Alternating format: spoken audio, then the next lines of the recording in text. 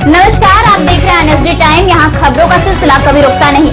मैं शिवानी शाह हाजिर हूँ आपके सामने आज की इस खबर के साथ। मिर्जापुर में राष्ट्रीय विप्र एकता मंच के राष्ट्रीय अध्यक्ष मित्रेश चतुर्वेदी ने आज लालगंज थाना अंतर्गत आने वाले बामी गांव में हुए एक ही परिवार के 3 किशोरों की हत्या कर शव को बंधा में फेंके जाने की घटना के संबंध में आज पीड़ित परिवार से मुलाकात कर उन्हें पूरी तरह से न्याय दिलाने का आश्वासन दिया व साथ ही साथ पूरे घटनाक्रम की जानकारी ली। उसके बाद उन्होंने प्रेस कॉन्फ्रेंस करके अपनी बातों को कहा व सरकार व पुलिस विभाग को जल्द से जल्द घटना का पर्दाफाश कर पीड़ित परिवार को न्याय दिलाने की मांग की। आइए देखते हैं मिर्जापुर से दीपक मिश्रा। काम करती तो हमें क्यों आना पड़ता? जब मुख्यमंत्री ने कहा था कि हम 72 घंटे में पकड़ लेंगे, 72 घंटे बाद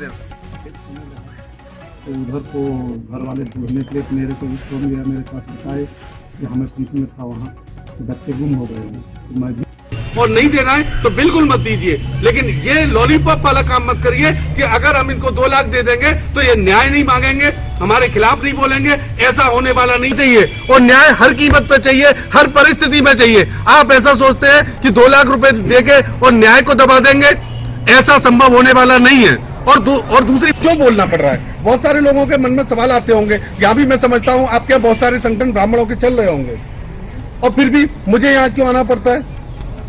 ब्राह्मणों की स्थिति क्या है इसको समझना पड़ेगा। ब्राह्मण को कमजोर समझने की साजिश हो रही है, या उसको मैं ये कह सकता हूं टारगेट करने की साजिश हो रही है और इस साजिश को समझना पड़ेगा। और सरकार गंभीर नहीं है।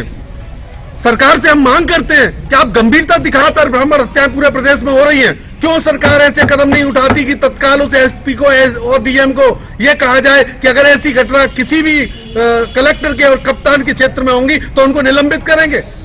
जी, जो बच्चों की हत्या हुई है कि परिवार के दिन, तो क्या कहना है आपका उस संबंध? हमारी परिवार से बात हुई है और परिवार के बयान के अनुसार हमारे समझ में ये आया है, इसमें शुरुआती जो हम अब तक की बात समझ पाए हैं, इसमें पूरी तरीके से पुलिस प्रशासन और सरकार की लापरवाही है। क्यों लापरवाही है? देखिए, जब बच्चे गुमशुदगी की तहरीर दी जाती है उसमें कार्रवाई नहीं होती और जब बच्चों के शव मिलते हैं, शव मिलने के बाद में पुलिस उसको मामले को दबाने का प्रयास करती है, उसको दुर्घटना बताती है, कहते हैं डूबने से मर गए। लेकिन जब परिजनों ने और गांव के लोगों ने उसको शोर मचाया और सबको छीन लिया पुलिस से और कहा कि नहीं, हत्या हुई है। और शर्म की बात तो डीएम और एसपी के लिए भी है, क्योंकि अगर ऐसी स्थिति बनती है डीएम और एसपी के कानों तक इस बात को पहुंचाने के लिए कि हमारे बच्चों की हत्या हुई है, अगर परिजनों को और गांव वालों को सब छीनकर प्रदर्शन करना पड़ रहा है, तो शर्म की बात डीएम और एसपी के लिए है और उससे ज्यादा शर्म की बात सरकार के लिए है जो प्रदेश में बैठी है।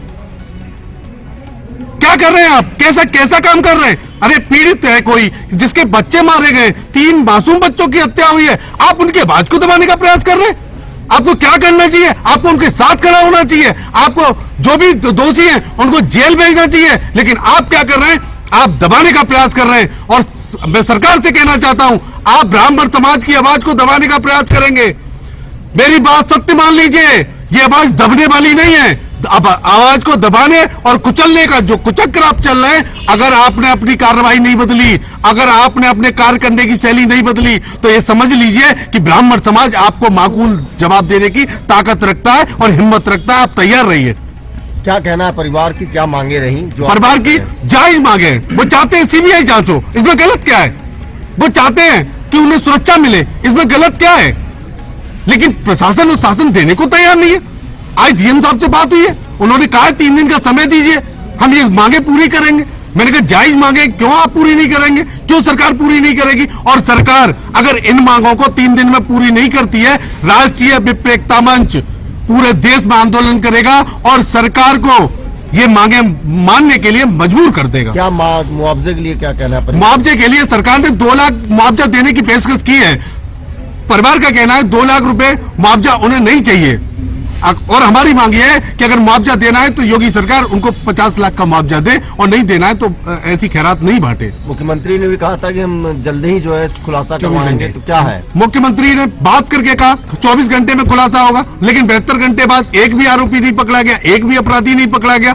भाई मुख्यमंत्री की बात अगर पुलिस कप्तान नहीं मानेगा या पुलिस काम नहीं करेगी मुख्यमंत्री के कहे पे, तो मुख्यमंत्री का होने का फायदा क्या है? आप मुझे समझाइए। भाई मुख्यमंत्री का होने का फायदा क्या है? या फिर मुख्यमंत्री को अपनी पुलिस से पूछकर बयान देना चाहिए, उन्हें कहना चाहिए था पहले मैं एसपी से बात करूंगा, भाई कितने दिन लगेंगे, 10 दिन लगेंगे, 20 दिन लगेंगे, वो बयान देना चाहिए। झूठ बोलना एक ऐसे जनप्रतिनिधि का जो पूरे देश का प्रदेश का प्रतिनिधित्व करता है, वो गलत बात है और सरासर निंदनीय है। इलाकाई थाने का जो SHO है उसके द्वारा इस घटना को पहले आत्महत्या बताने का प्रयास किया गया, तो क्या उसको हटाने की भी बात है? हाँ, हमने डीएम साहब से मांग की है। परिजनों का कहना था कि पुलिस ने, वहाँ जो लोकल थाने की पुलिस थी, उन्होंने उनके साथ अच्छा व्यवहार नहीं किया और मामले को दबाने का प्रयास किया, आत्महत्या बताने की कोशिश की। हमने डीएम साहब से मांग की है ऐसे पुलिस वाले कोई भी हो, उन पर तत्काल कार्रवाई होनी चाहिए और उनको बर्खास्त किया जाना चाहिए। इससे कम हमें कुछ मंजूर नहीं है। क्या इतनी बड़ी घटना के लिए डीएम एसपी जिम्मेदार नहीं बनते हैं? डीएम एसपी के साथ सरकार भी जिम्मेदार है, हम सरकार को भी जिम्मेदार मानते हैं, क्योंकि जब मुख्यमंत्री बयान देते हैं उसके बावजूद अगर 24 घंटे में कुछ नहीं होता है, ऐसे डीएम एसपी को बर्खास्त क्यों नहीं कर देते, हटाते क्यों नहीं है यहाँ से? ऐसे अधिकारियों को कुर्सी पे बैठने का अधिकार नहीं है। अगर ब्राह्मण उत्पीड़न होता है और उसके बाद में अगर ब्राह्मण आवाज उठाता है, आप उसकी आवाज को कुचलने का प्रयास कर देते हैं। कैसे कुचल देंगे? नहीं कुचल पाएंगे। ब्राह्मण कमजोर नहीं है, ब्राह्मण हर तरीके से लड़ने के लिए तैयार है। क्या कहा जाए आपकी बातों से कि सीएम के मुख्यमंत्री में ब्राह्मणों को सुनवाई नहीं है? हम किसी व्यक्ति के खिलाफ नहीं बोलते हैं। हमने कहा पिछले 9 महीने में इस सरकार में 1000 से ज्यादा ब्राह्मणों की हत्याएं हुई है। क्या कर रही है सरकार? क्यों सरकार संज्ञान नहीं लेती है? क्यों सरकार इन पे कड़ी कार्रवाई नहीं करती है? क्यों सरकार नहीं कहती है कि ऐसे डीएम और एसपी पर हम कार्रवाई करेंगे चाहे ऐसी घटनाएं होंगी? 3 बच्चों को ब्राह्मण को मार दिया जाएगा और आप शांति से बैठे रहेंगे? कैसे बैठे रहेंगे लखनऊ में? आपको सोचना चाहिए ना।